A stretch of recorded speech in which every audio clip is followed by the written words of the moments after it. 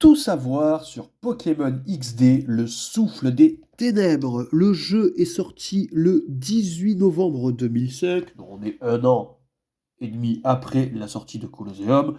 Le jeu se passe 5 ans après Pokémon Colosseum, donc on va forcément retrouver des personnages qu'on avait dans Pokémon Colosseum, par exemple Docking, pour n'en citer que seul.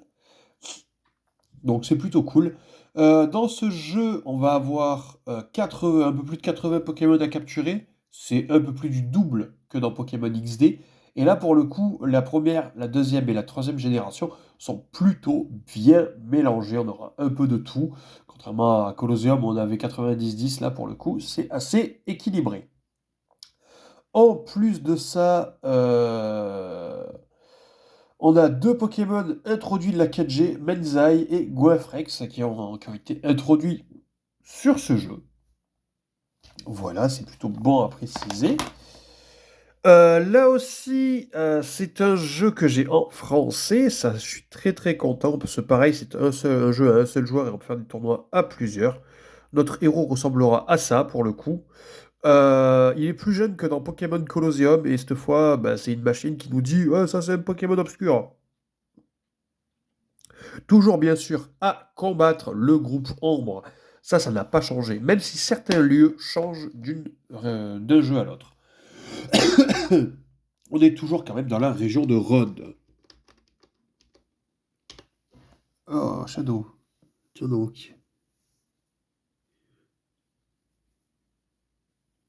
C'est un jeu. C'est un jeu qui est exclusif Nintendo, bien sûr, comme on peut le voir là, et qui est complet grâce à mon cher ami Pautou. Merci à lui, parce que j'avais le jeu en loose, malheureusement, enfin en loose, en boîte, mais sans livret, et il m'a offert le livret. Ça va, Shadow? Voilà, petit instant mignon. Euh, Là aussi, on est sur du Peggy 3.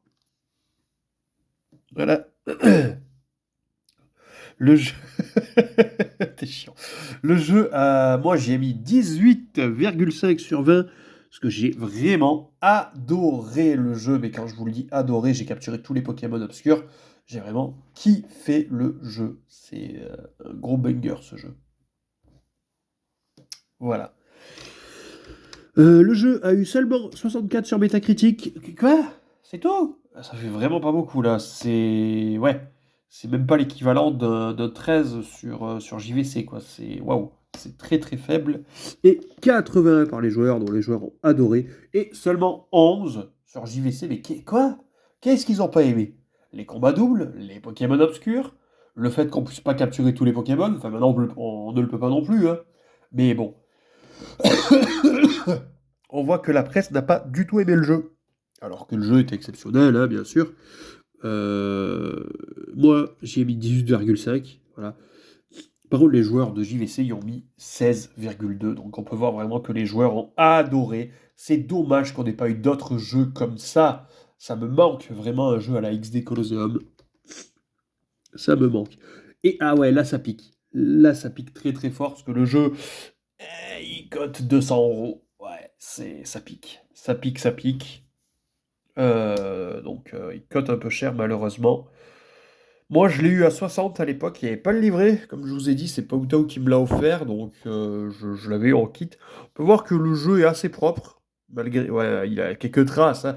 Mais bon, c'est parce que je l'ai fait deux ou trois fois ce jeu, je crois. Je l'ai vraiment fait plusieurs fois. Et j'ai une petite anecdote à vous raconter sur ce jeu. C'est Gafast qui l'avait à l'époque.